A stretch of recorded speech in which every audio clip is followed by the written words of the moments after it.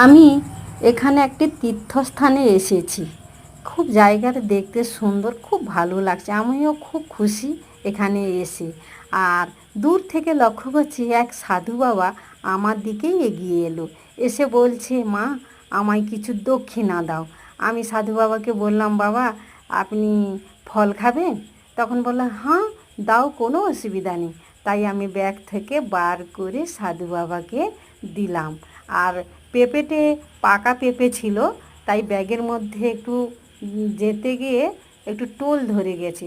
সাধু বাবা বলল, মা আমায় কিছু দক্ষিণা দাও। তাই আমি দক্ষিণা দেওয়ার জন্যে ব্যাগ থেকে দক্ষিণা বার করেছিলাম। হঠাৎ করে গোমাতা এসে হাজির হলো। এখানে সব গোমাতা খাবার অনেক, মানে ভক্তরা দেয় তো, তাই গোমাতা চলে এসে সাধু বাবাকে দক্ষিণা নিয়ে আমায় আশীর্বাদ দিল। বলুন তো বন্ধুরা, এই তীর্থস্থানটা কোথায়?